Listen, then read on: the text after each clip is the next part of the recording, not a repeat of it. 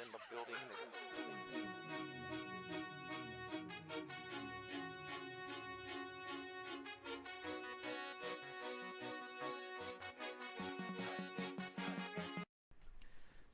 Welcome back to another episode of the Sports Podcast with Magoon. Today we're going to be talking about the NBA Finals and the Toronto Raptors winning their first NBA championship in 6 against the Warriors, who were going for a three-peat, but of course all the injuries.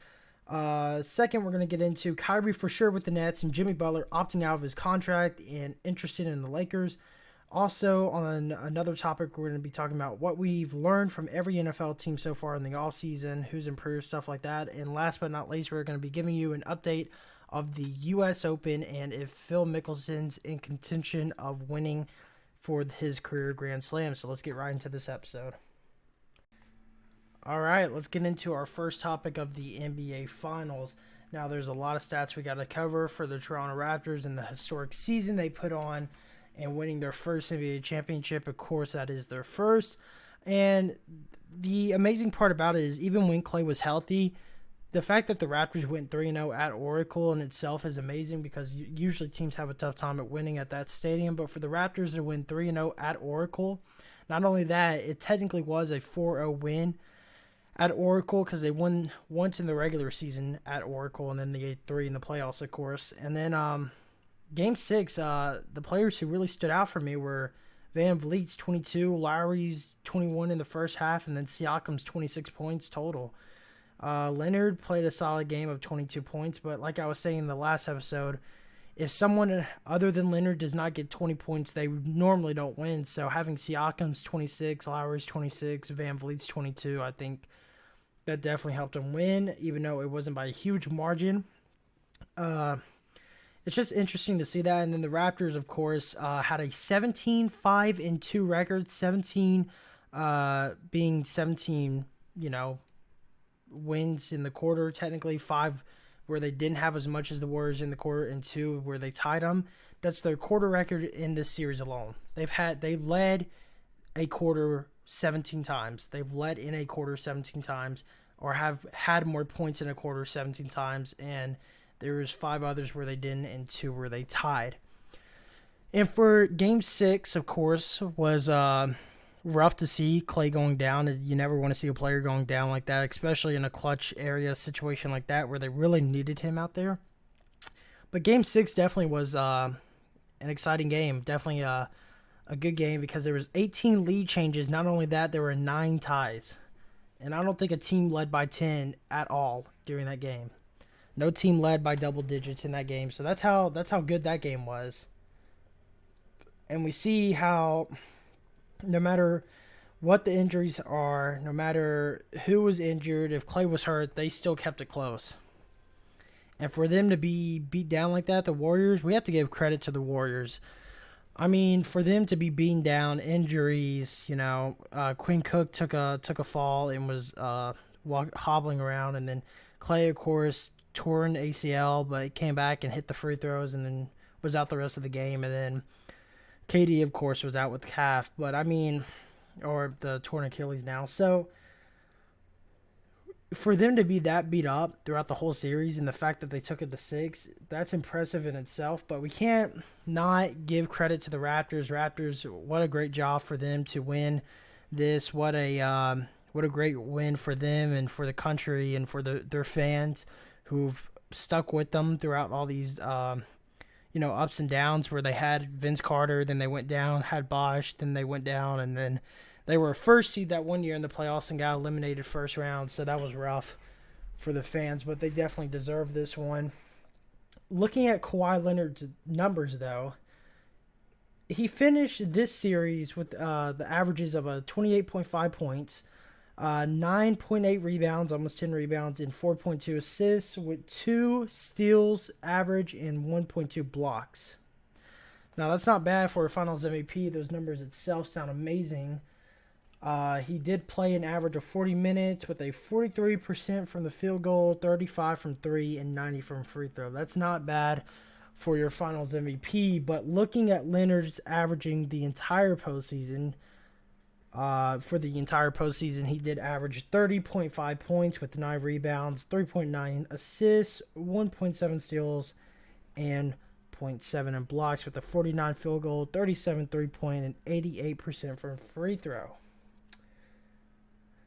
So those numbers in itself are nothing short of amazing for Kawhi Leonard. I would say right now, if KD was healthy, I would still say KD is the best player in the world if KD was healthy. But it's hard.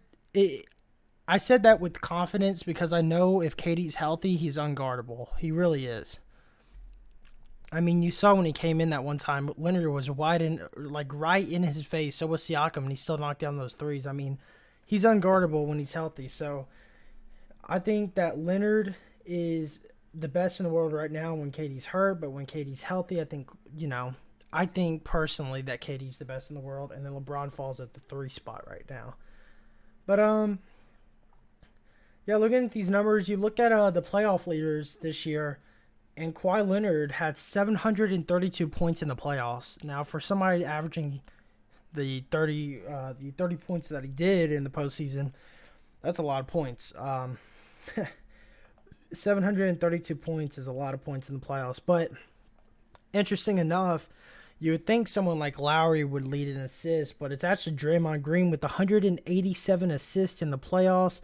And total rebounds in the playoff, it goes to Draymond Green himself too with 223 rebounds.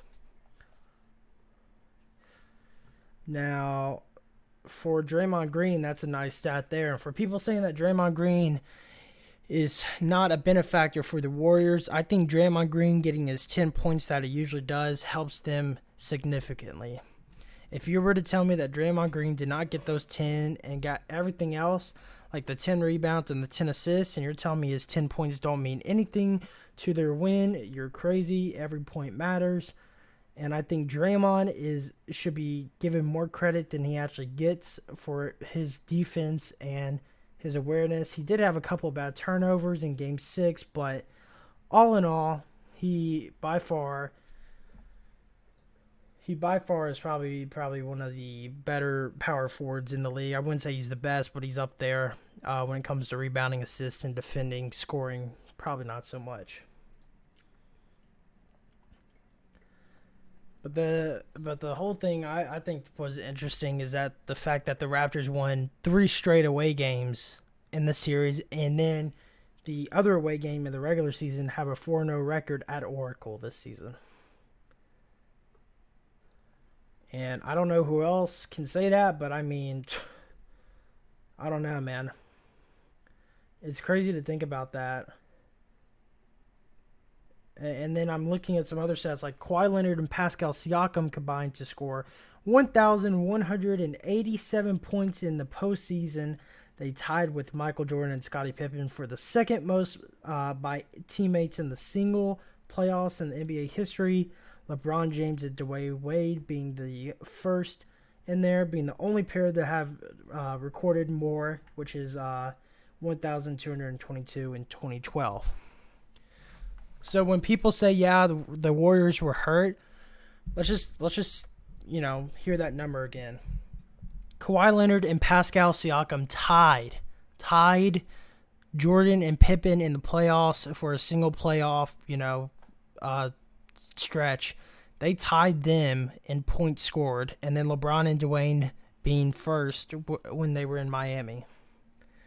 That is I don't know. That is just something crazy to think about. I didn't think they had that many points together, but looking at that definitely lets me know that Kawhi definitely wanted this. But let's not dwell on the fact that how good Klay Thompson is, and that's another thing I wanted to talk about in this section of the podcast. They were talking about last night, and I do agree with Mark Jackson, who was one of the commentators in last night's game. He was saying that Klay Thompson has probably one of the prettiest forms we've ever seen, one of the best shooting forms we've ever seen in NBA history. I do agree with that. Also, he was talking about how pure his form is and how nice his shot is, and that no matter what, he should get the max contract offer that he should get. I agree with that too. I think when you really look at Klay Thompson's value, you really look at how good he is on the offense and the defensive end, I do agree it was kind of a joke for him not to get All NBA.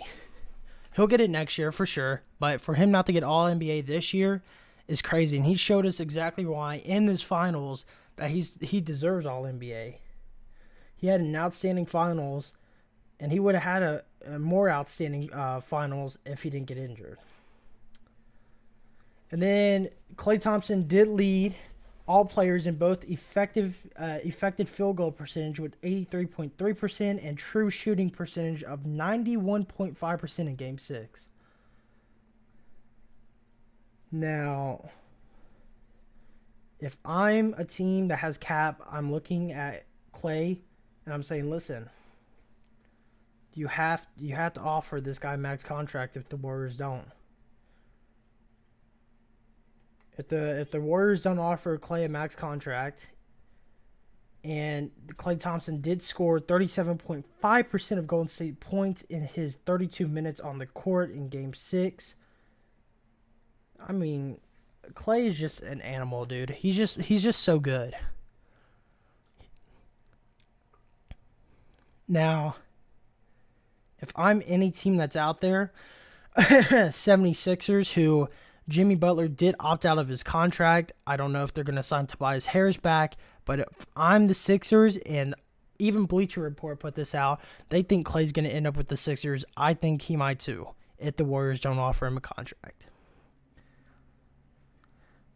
I really do think that if you're a team, you have to offer Klay Thompson the max contract. No matter what you do, you have to offer Klay Thompson max contract, and you just need to... I mean, you really just need to find a way to get this guy on your team if you have the cap space. You got to find a way and convince him. He's probably one of the best players on the court in the playoffs and in the regular season. And we're going to take a quick break, and we'll be right back with the Sports Podcast with Magoon. If you want a chance to join the show, make sure you guys look in the description below down here, and you'll see a link. It says, if you want to join the show, click the link to join the Discord. And the Discord link is right there. So once you guys click on that link, you'll be able to join the Discord and have a chance to join the podcast with me on the next episode. So make sure you guys go do that. Welcome back to the Sports Podcast from Magoon. We're going to get into our second topic now of Kyrie for sure with the Nets, Jimmy Butler also opting out of his contract, and the Lakers being genuinely interested in Jimmy Butler. So that's what I want to touch on first. Jimmy Butler opting out was kind of not a surprise, but kind of a, maybe he would, maybe he wouldn't type thing, and I guess he did. So he is free agent. I don't know which team's going to sign him. Teams are interested in him. Like I said, the Lakers are. I don't know if the Lakers should go for him at first. I think they should stick with Kemba, Klay, Vucevic, those three guys. I think they should focus on them and then work on Butler maybe. But looking at this list, it's not too terrible. It's when looking at it, I mean, there's some good players. We talked about this NBA free agency a lot, but Kyrie being off the boards now, you really only got Kemba Walker left at that point guard position that you could add. And if you're gonna get AD, you're gonna have to trade Lonzo Ball. So that's why I'm thinking you really need to focus on Kemba. And Kemba said that he would take a pay cut. We did talk about this in the last episode. That Kemba Walker would take a pay cut if they could build players around him. Now, to quickly touch on that, I think that is a smart media move for Kemba Walker. Is that necessarily what he wants? Probably not. But he, the city owes him everything. The front office owes Kemba Walker everything at Charlotte. They just do. Kemba Walker was 2 wins away from getting them into the playoffs. So Kemba Walker has that kind of talent. If I'm the Hornets, I'm saying, okay, Kemba, let's stay. Let's get you Vucevic. Let's look into Jimmy Butler. Let's think about getting Klay maybe. Klay could possibly go there, although I think he might end up at the Sixers. So does Bleacher Report. They think so with me. But, yeah, I think it's interesting to see. There's going to be a lot of moves this offseason. One of which being The Lakers have to make, like I said last episode, they have to make a big splash. They have to, or LeBron's out. I think he will be out. If the Lakers don't try to trade for players, if the Lakers don't sign any players, if the Lakers don't start helping LeBron get players, I think LeBron is out. Where will LeBron go? I'm no clue on that. But if they don't do anything about it, I think he is out. And interesting enough, this is just a hypothetical situation. If they don't do that and LeBron does want to trade, I can personally think and have an opinion on what if he goes and plays with Kemba Walker? Say the Hornets, sign Clay or sign Vucevic or sign someone this offseason, signs Boogie if Boogie doesn't re-sign with the Warriors. Or they sign Kristaps, but he is a restricted free agent, so that would be hard to do. Or they sign Tobias Harris. They sign someone like that. So if the Lakers don't make a splash for LeBron and they don't start helping LeBron, I could see possibly LeBron going back to the East. And, and this is the reason why I think he might end up with the Hornets too, is because his son plays for the Blue Chips, the North Carolina Blue Chips, for an AAU team or one of those junior league tournament teams, and that would be convenient for him and his son, to be in that area for his team. And not only that, like I said, if the Hornets start building around Kemba, they re-sign Kemba, they get Clay, they get Vucevic, or they get Vucevic and Clay, or Clay or Vucevic, or they get Tobias Harris, or they get somebody. I mean, you never know. LeBron could end up there. Now, is that a high possibility? Probably not. But is there a slim chance that could happen? Yeah. I mean, realistically, there's always a chance for him to end up anywhere, but I mean, LeBron is interesting in himself because he gets to decide where he wants to go. Even though the front office is there, with Cleveland and all that stuff, he kind of gets to decide where he wants to go, especially in free agent. But I mean, even when he requests for a trade, he gets to be the verdict, really. I mean, that's how much people respect him. So if the Hornets have enough cap and Kemba's willing to take a big pay cut, you could look at LeBron, Vucevic, JJ, and Kemba on a team. That could be a good team. I think people are underestimating the value of JJ Redick, even though he is 34 years old. I mean, sure, he's there. Age has him, But I don't know. I just think that the Hornets could be that one team that could make huge moves in the offseason thanks to what Kemba Walker said. To what Kemba Walker said about taking the pay cut and about building a team around him, I think that just boosted the Hornets' chances up even higher. Because now you're saying, hey, look, Kemba Walker said he'll take a pay cut. Cool. That means we can go play with Kemba. We can play with the point guard who can almost carry his team to a playoff.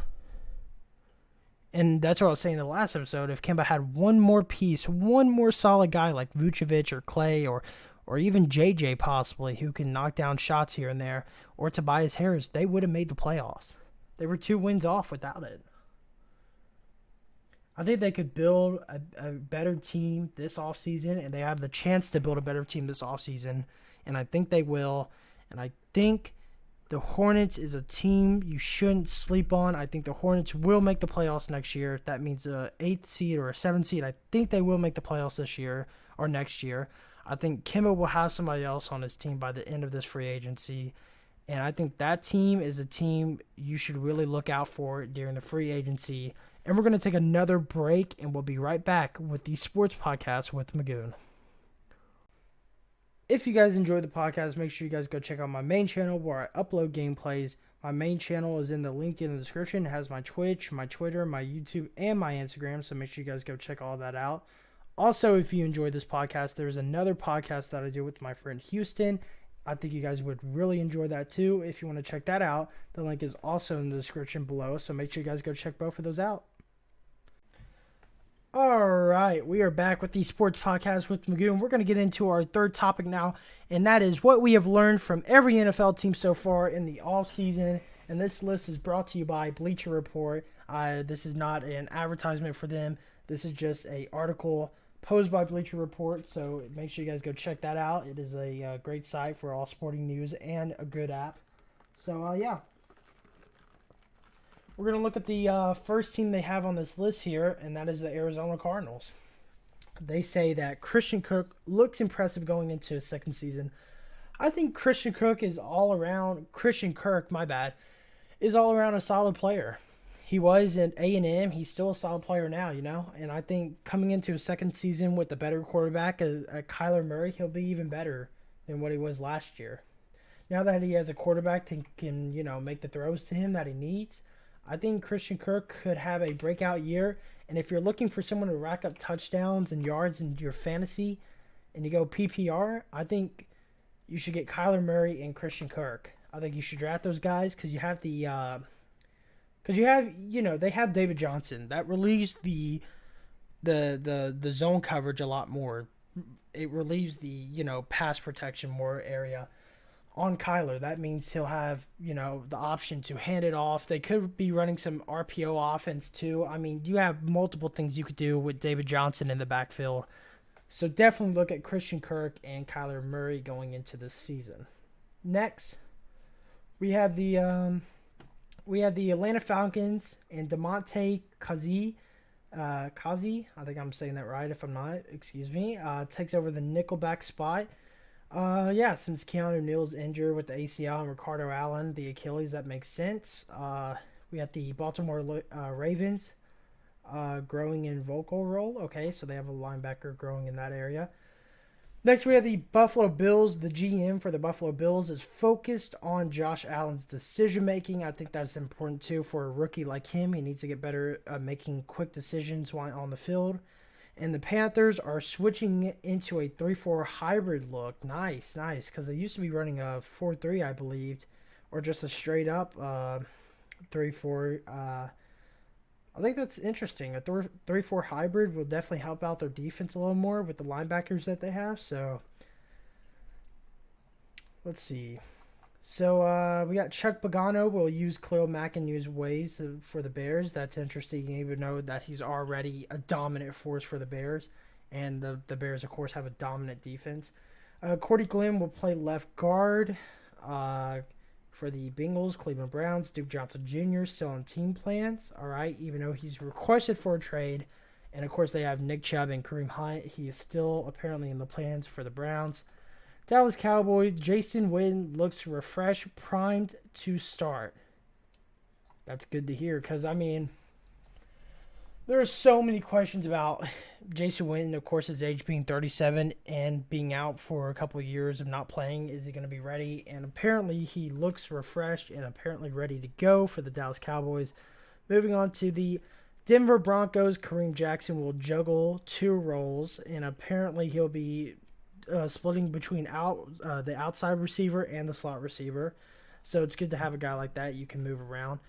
Frank Ragnow set to play in center. That's good to hear because he is probably one of the best offensive lines that were drafted a couple of years ago. Green Bay Packers defense will feature 4 outside linebackers in certain packages that make sense because they do have dominant linebacking for them. Houston Texans, Jordan Thomas leads tight end group despite, Ryan Griffin having a decent year last year. Indiana Colts competition at middle linebacker right now, so we'll see what happens to that. Nick Foles and Chris Conley connection looks strong. That means, of course, your best receiver or one of your better receivers with Chris Conley and Nick Foles look like they're connecting on a standpoint. Damian Williams set to start in 2019 for the Kansas City Chiefs.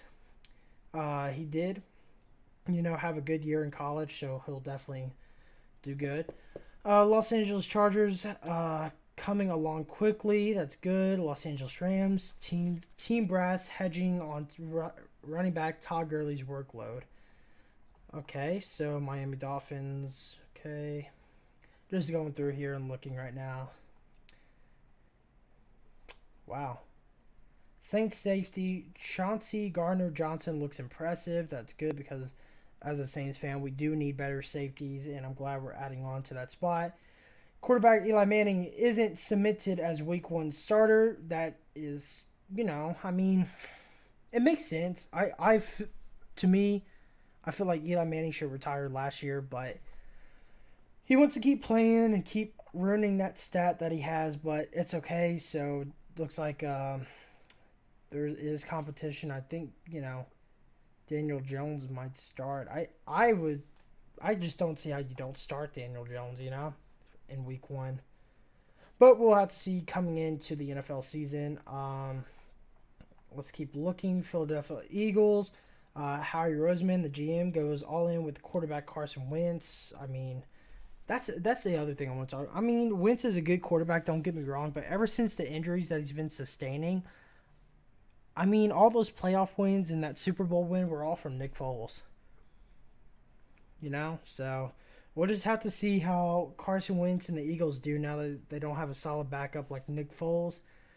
San Francisco 49ers, Tevin Coleman, prime for more pass-catching opportunities, and that's another guy that you would want on your fantasy team as in Tevin Coleman. The Seattle Seahawks, Jaron Brown, due for bigger roles. That is their wide receiver that gives, Russell Wilson time to throw in the pocket. Bruce Arians, don't know if I said that right, thinks the secondary is totally fine with the Buccaneers after, moving on from Arizona. And also as a Times fan, since, I do follow the Times a little bit, Jack Copeland's rough 2018 season clouds his future with team. I definitely agree with that. Washington Redskins, Trent Williams isn't satisfied. I mean, you're on the Redskins, so no offense to Redskins fan. I think you guys could be somewhere when Dwayne Haskins gets going, because I think Dwayne Haskins is probably the better of the quarterbacks drafted besides Kyler Murray. I really do think he'll do great things for the Redskins if he doesn't get injured. But yeah, looking at all that and hearing all that, there's some good things going on with some teams, and there's some bad things going on with some teams. And it's the most interesting thing I've heard so far out of everything was Jason Witten being refreshed and, starting tight end, And that's dangerous because you're now giving Dak Prescott, Ezekiel, and you're giving them just more targets to throw to. Amari Cooper now and Jason Witten, apparently, that he's refreshed and ready to go. I mean, I think the Cowboys offense could be scary this year. I think Dak Prescott is somebody you would pick up in your fantasy team this year. Having Amari Cooper and Jason Witten now, if Jason Witten is doing what he's doing and used to do what he's been doing, dominating the tight end position. So, yeah. Let me know what you guys thought was interesting out of all that. Sorry if it was a little jagged. I was just going through the article, seeing what was interesting and what caught the attention of me, like the Nick Foles, Chris Conley, and Damian Williams, being the starter for the Chiefs. So, yeah, let me know what you guys thought was interesting. Let me know if you thought that Jason Witten being refreshed, as the article said from the Cowboys reporter, being refreshed and ready to play, and he's looking good and he's going to be the starter. Let me know if you think he's going to have a good year or not, and let me know in the comments below. We're going to take a quick break and be right back with the Sports Podcast with Magoon. Make sure you guys go follow the Twitter and the Instagram for the Sports Podcast to get alerts when the new episodes go out for the podcast. The links are in the description here and here, so make sure you guys go follow the Twitter and the Instagram for the podcast. Welcome back to the Sports Podcast with the Magoon. We're going to get into our last topic here, and that's just going to be the update on the U.S. Open and if Phil Mickelson has a chance to win this career Grand Slam and possibly could get it done here at the U.S. Open. He does have to win the U.S. Open to complete that, so let's get right into it. I mean, looking right now at the lead of being 7 under with Justin Rose at 7 under. He's already through and finished. We have Gary Woodland at 6 under, shot a 68 on the first round. He's still playing the second round right now, so he can make some moves. Aaron Weiss, 5 under. He's through, shot a 66 first round, 71 in the second round. Rory McIlroy Just now on 13, he's 5 under, 2 shots off the lead. So is Oosthuizen at 5 under. You got Ches Reavie at 4 with Kuchar and Koepka at 4 under. Hongtong Lee, like I was saying, that can make some moves, is at 4 under. But interesting is that, we see veterans that you thought would do good, like Jordan Spieth, 1 under, Dustin Johnson, 1 under, Phil Mickelson, 1 under. Those guys are on 12. Ricky Fowler at 1 under, Hideki, 1 under. All these guys at 1 under. Tiger Woods at even, finished. He shot a 72 today. He shot 1 over. I mean, you look at all these veterans that you thought would do good. And, I mean, don't get me wrong. McIlroy and Rose are veterans, and Oosthuizen. Those guys have played on this course a ton. But it's crazy that, I thought Spieth would be lowered to maybe the 3 under or 4 under area. Tiger shooting 1 over today. I think he's probably not going to win it. The cut line is +1, and let's just see if there's anybody. Justin Thomas probably not going to make the cut. Shot 2 over so far in 2 rounds. That's not bad. I'm just for him and Tony Finau and Poulter and guys like that not making the cut at a course they played at so much is just, shocking kind of in a way. It's not it caught me by surprise because anything can happen in golf, but it's amazing that you can play at a course so much and still miss the cut, especially in the U.S. Open when it means so much as a major. But, yeah, we're just, I think now, I said McIlroy has the best chance to win it yesterday. I think I'm going to stick with McIlroy. I think now that I've watched it a little bit, and I've updated you guys a little bit on it, looking at Rose, even though he is 7 under, but he is finished, and we're looking at Gary Woodland at 6 under, and we're looking at Oosthuizen at 5 under, and a couple more guys. You got at least 7 guys at 4 under, right behind McIlroy and Oosthuizen and Aaron, who are tied for 3rd right now. So, I mean, you got a lot of guys in the mix for Saturday and Sunday, and make sure you guys watch Saturday's round. I know Sunday, is the last round. That's when most people tune in. I'm telling you, Saturday is moving day. That is the term for Saturday. That's when everyone makes a move they just take more chances, they take more risk shots. That's when they make the move to set themselves up in a position for Sunday so they have a chance to win. So now that we've narrowed it down, I think since Brooks Koepka is only 4, since he is 4 under and he's 3 shots off the lead, I think Brooks Koepka has the best chance of winning it with Rory McIlroy. So that is my new predictions. Let me know in the comments below what you guys think. Do you think it's going to be Justin Rose who's staying at the lead right now? Do you think it's going to be McIlroy, Oosthuizen, Kuchar, Koepka, Lee? Just let me know what you guys think below. Who do you think is going to win the U.S. Open? And, of course, it looks like Phil Mickelson will probably not complete this career Grand Slam this year, which is unfortunate to see because I would love to see him complete it, but it just doesn't look like it's going to happen this year.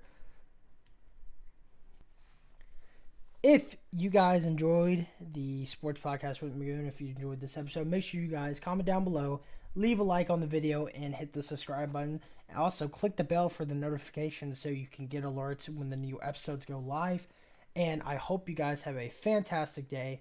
Also, quick note, we are on iTunes now, so if you want to go find us there, we are on iTunes, we are on Spotify, and we are on YouTube. So make sure you go check us out on all the platforms, and we'll see you on the next one.